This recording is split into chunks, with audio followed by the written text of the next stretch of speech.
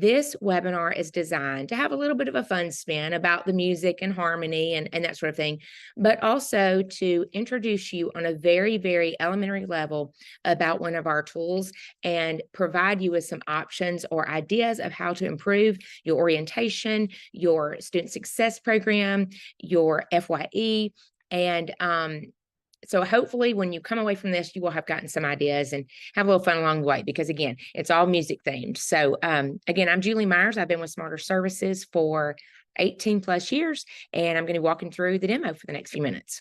So the title is Create Harmony in the Student Experience with a New Soundtrack. Why do we need a new soundtrack? Well, because as we know, the past several years, COVID has uncovered lots of new challenges. It has caused institutions across the country of higher learning to reorganize and rethink, evaluate what they provide for students, and fill in some of those gaps.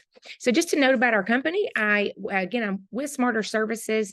Been with the company for 18 plus years. We were established over 20 years ago.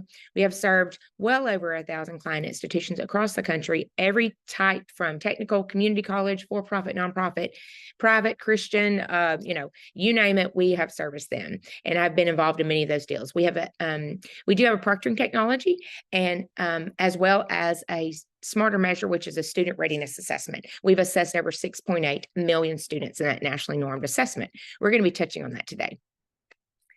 So my question to you is, are you in trouble when it comes to student retention? I have to believe that based on the fact that you've registered and attended, you recognize at your institution, there's things that you can do better, and you're very much interested in doing so. What can we do to improve the student experience?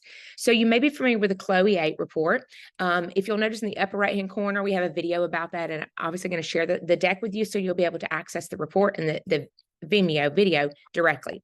But I wanted to just highlight a few things that the Chloe annual survey did point out. And again, it was asked of higher education leaders. What has been exposed since the COVID-19 pandemic? So these are things that have changed. Expanding online course and program offerings. Absolutely. We know that to be the case. They have learned that they not only have to recognize, but support online learning programs and needs. So everyone kind of got thrown into that, right? And so now we have time to reflect and see how we can do better. What can we do to improve the student experience? One of the other major things, number 3, is introducing flexibility to meet the student needs, right? Whether we wanted to be able to do all those things or not, COVID put us in that position that we need to be aware of those and be able to scale and figure out how to meet those flexible needs, whether it be work or childcare, learning styles, etc. Accessibility has been a huge one, right? It has uncovered so many things that schools must do to help students have an equitable learning and testing experience. And that has been uncovered. Infrastructure, huge technical infrastructure. We recognize the huge gap that's been exposed about lack of something as simple as reliable internet and how that impacts a student's ability to test securely and get their coursework done. Counseling, mental health counseling is going to continue to grow as we've all come through this past 3 years. And so we see schools taking these things more seriously, recognizing them, and now they are following up with their QEPs, their new initiatives, and where their funding is going to go. So I would encourage you to look at the entire Chloe report, but again, I'll send that to you after the assessment. After the webinar. So what I'm going to introduce you today is SmarterMeasure. SmarterMeasure is the leading student readiness assessment based on non-cognitive attributes of retention. So you have placement tests, you have AccuPlacer, you have English placement tests, you have ACT scores, admissions forms, let's see what else, transcripts. All of those are based on cognitive academic abilities. What do you know about your students when it comes to their internal attributes? Time management, procrastination, persistence, willingness to ask for help. First generation. What do you know about a student's life factors, things that are in their environment, their work schedule, their support from family and friends to go back to school, their time schedule? What do you know about that? Most institutions don't have a way to measure those things. And those are the very things that compromise a student's ability to be successful, which usually don't turn up, right, until 2 to 3 to 4 weeks into the semester. In many cases, they don't show up until after the student has already withdrawn or quit. And therefore, causing school officials to scratch their head. What happened here? They had a good GPA, they had their financial aid. Well, there was some other things going on that we as the institution did not have information about. That is what SmarterMeasure measures. What about a student who's been a blue collar worker for most of their adult life? They've decided to go back to college, right, to get a different skill because they maybe perhaps have lost their job in the economy we live in.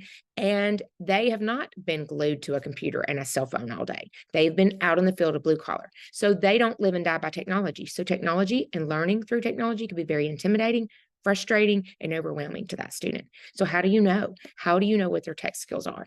Our assessment also measures that. We put a few logos on the bottom because we have represented, as I stated, or partnered with and continue to partner with all different types of schools across the country. I just want you to be aware, and this is one solution that you can implement into your FYE, into your orientation, that's going to give you data you didn't previously have. That's going to personalize the advising experience. It's going to motivate students, and it's going to help you with your retention. So what do we measure on the assessment? We measure scales and subscales. So the scale is individual attributes. So I mentioned this a moment ago. These are internal to the learner. You see them listed here. I don't want to read slides to you, but you see what they are: motivation, procrastination, locus of control. Then we have learning preferences. That's your learning style. We're all a combination of 6 or 7, but what are our top 2? Because that's going to indicate how we should do our studying. If you're a solitary learner, you shouldn't join a study group. That's going to be very frustrating for you.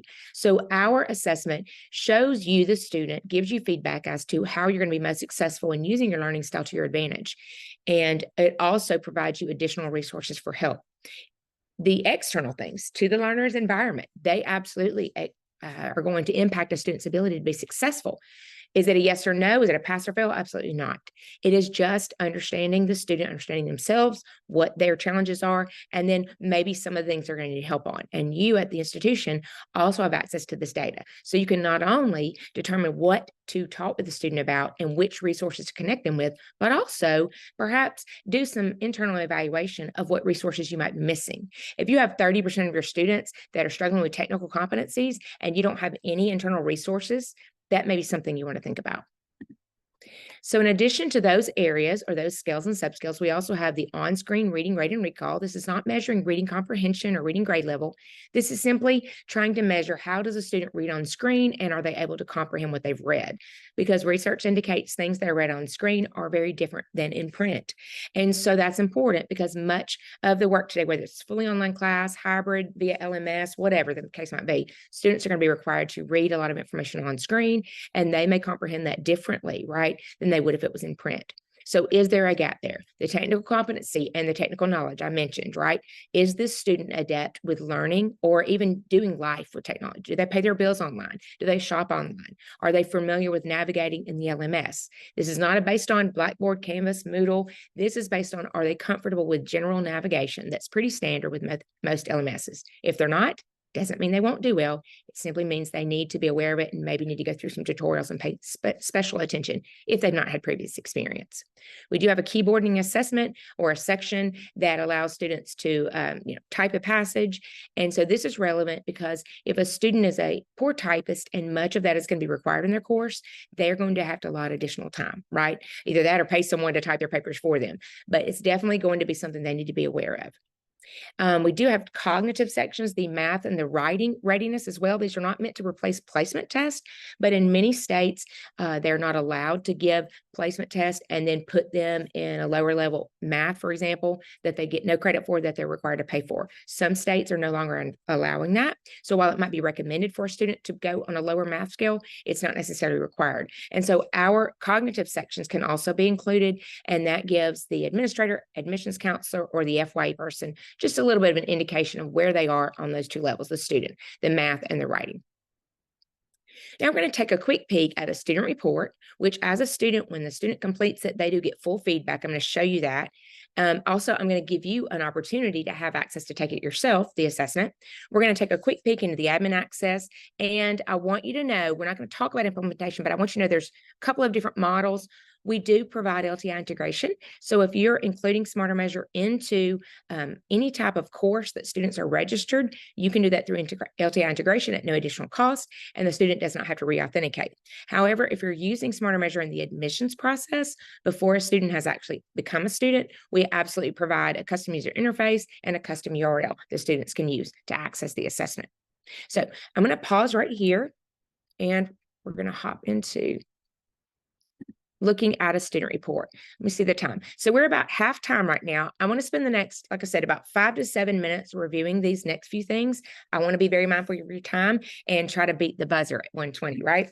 So if you, after this call, and I'll show you how to do it, if you're interested in a one-to-one call, it was discovery, it would be me asking you questions. Essentially, what are your challenges? Why did you register for the webinar? What do you want to know? And we can determine from there if you're a candidate and if it makes sense for us to do a custom demo, if we are a good fit for you.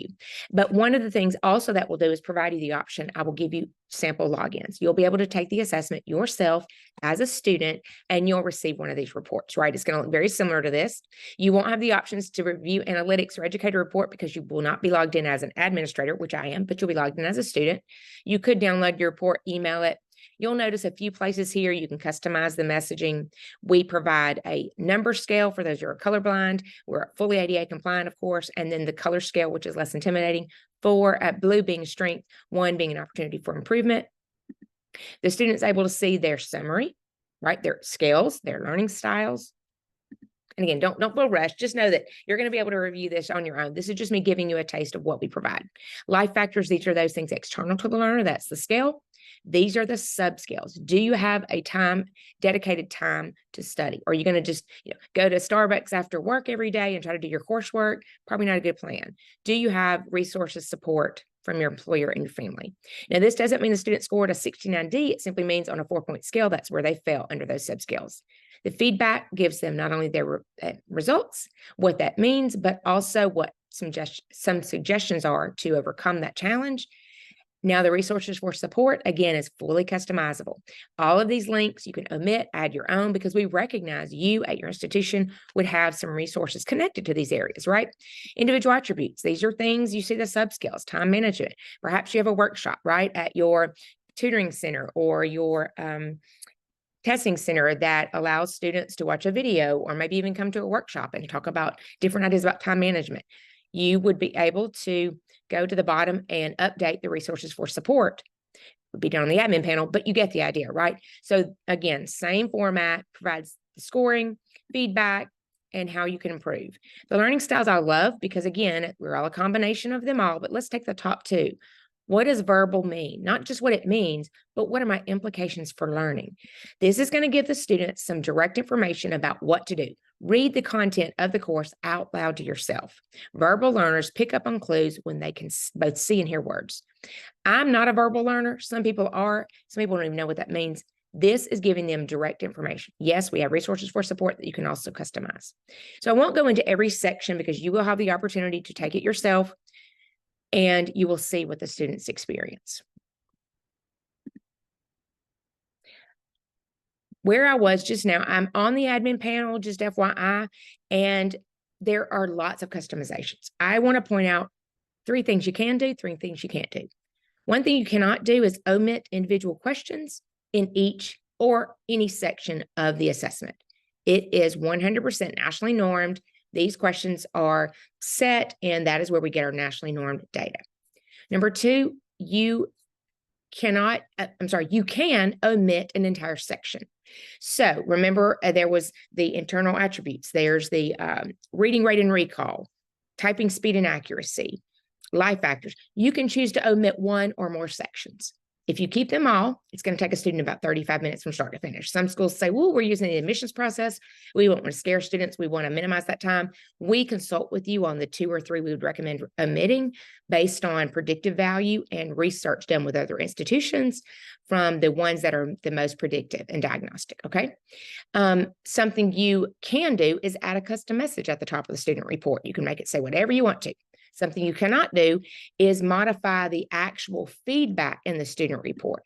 So while you can customize the opening message and add a special message, you can't come into life factors and edit or modify this text, okay? One thing you can do is have an LTI integration group where you have certain students that are enrolled in courses that are like the FYE orientation, and they're able to log in and take the assessment. And you can also still run in tandem a custom user interface that has a look and feel of your own website for a URL that students can use to log in with a username and password when they are not current students. There are lots of other customizations. I won't get into all of them here, but again, this is just giving you a taste and helping you understand the possibilities. One of the last things I want to point out here is you, as the administrator or faculty, can pull your data. So see it in aggregate, understand which students at a quick glance have low, medium, or high readiness. You can determine what your follow-up is going to be, but this gives you the opportunity to determine which ones are going to need additional help or assigned to a mentor, etc.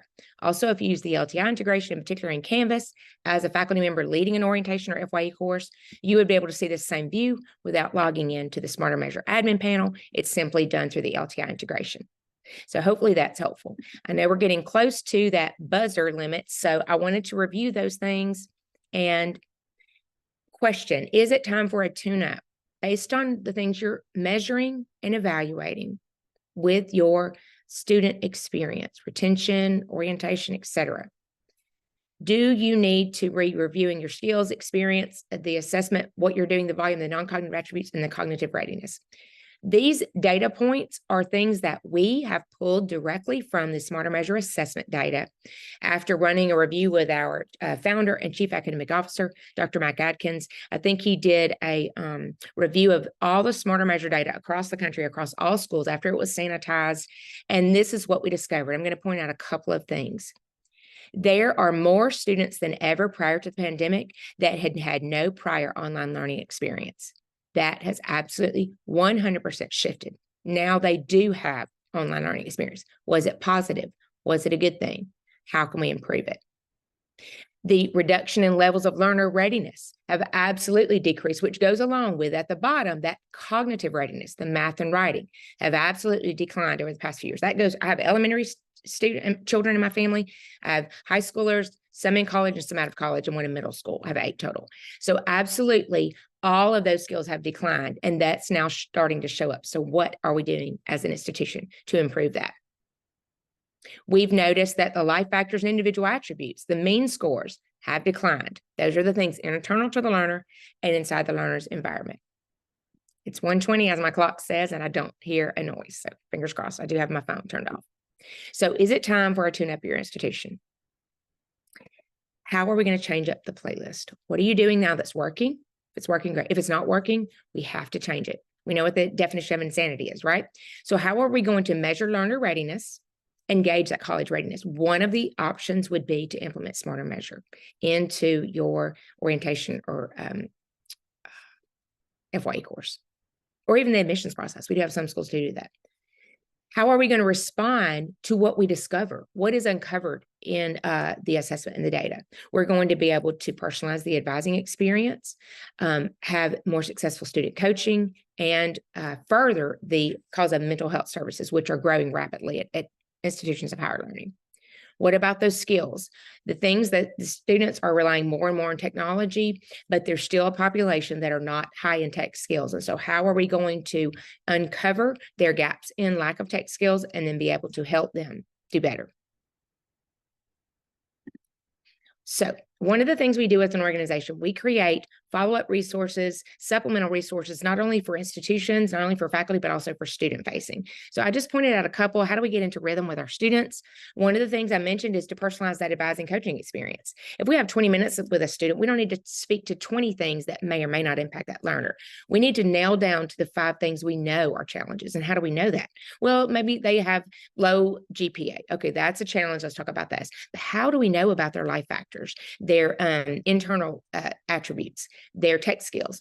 SmarterMeasure uncovers that. That allows you to really have a personalized experience as an advisor or a coach. And so we created a document. This is just a little, I don't know, a screenshot, a little snippet of it that allows you to skim through the information and use this as dialogue or talking points with that student. We don't expect all advisors to be all in and learn about SmarterMeasure from top to bottom, but we're providing you a tool that bridges the gap between what the student scored and how you can help them with that dialogue. Another option is, how do we know if students take it? We require them to take the assessment. Yes, they check a box. But how do we know they're reviewing their results and really utilizing that information? Well, we provide them a follow-up assignment, right? So if we require the assessment, let's give them a one-page assignment. That forces them to review their results and reflect on them. So it's not just enough to take it. What did you learn about yourself? What is your learning style, and how can you use that, during this semester with this particular learning style or teaching style of the instructor?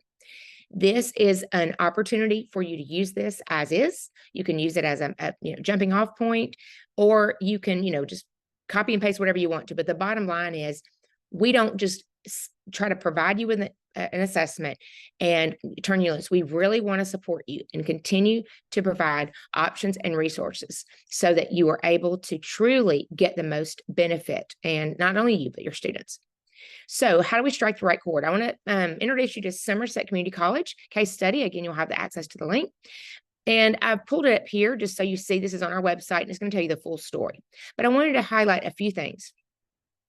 Somerset Community College has used and always used the placement test to determine learner readiness, right? That's cognitive. Where do they go in math? Where do they go in writing, English, etc.?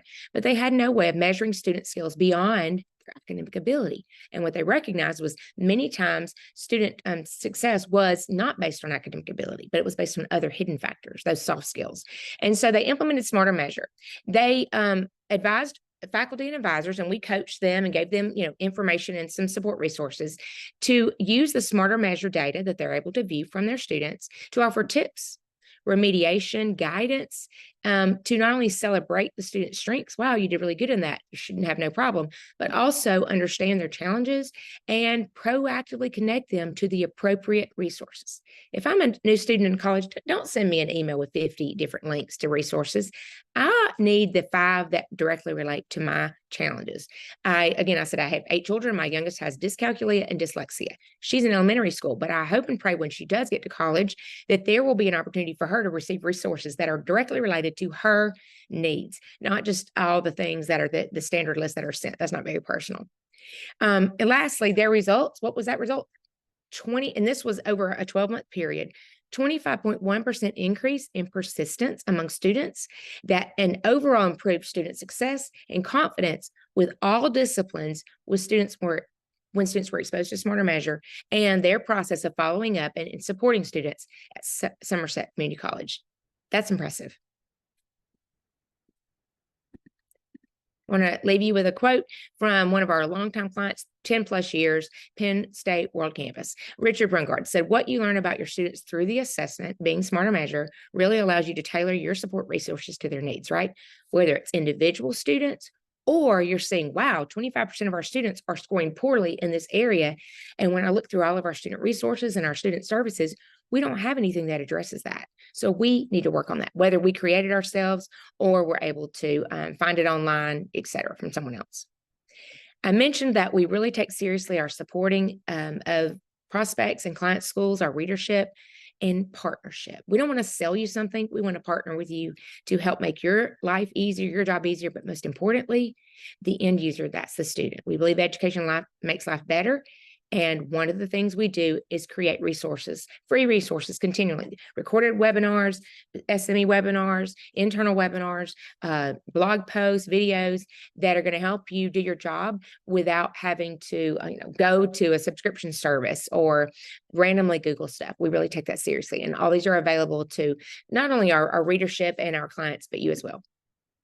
Again, my name is Julie Myers. If this interests you and you want to learn more, if you want to take it yourself, qualify for trial logins, I would love for you to schedule a one-to-one discovery call. Ask for 30 minutes of your time. And again, most of that call will be me asking you questions because I'm genuinely interested in your challenges, the things that are working for you and what aren't working for you, and what prompted you to register for this webinar. Are you just a music lover like I am, or clearly you are genuinely interested in what we have to offer? So I'm going to pause a minute and look at my participants. We do have the Q&A. You can pop in something in chat or Q&A, and I'm here. We didn't get interrupted by the beeping noise, so I'm here and I would love to answer any questions. Feel free to unmute. Actually, I'm going to allow everyone to talk if they want. So that will unmute anyone that wants to ask a question vocally. You'll have to manually unmute your line. But if you don't feel comfortable, you're welcome to raise your hand or type in a chat or Q&A. See Alyssa, Anita, John, Lynn, I really appreciate you guys being here, and I'm happy to address any questions. One of the things we struggle with when we are trying to come up with creative, fun ways to schedule webinars is to not make it boring. Like, here's a product demo, right? I didn't want to do that. I did want to provide value and have a fun thing. So for 30 minutes of your time, but also understand this is just a drop in the bucket. There's so many other things that I could share with you. And, but that wouldn't be, it may or may not be relevant, right, to your situation and to your role. And so most importantly, I would love to find out your questions that are relevant to your program. And if that's applicable to the group, would love to talk about that. I'm going to stop sharing for a moment. Again, my email, I'm going to put in the chat. Where's the chat? Well, all right, ladies, I can't find my own chat. There we go. So I stop sharing my screen.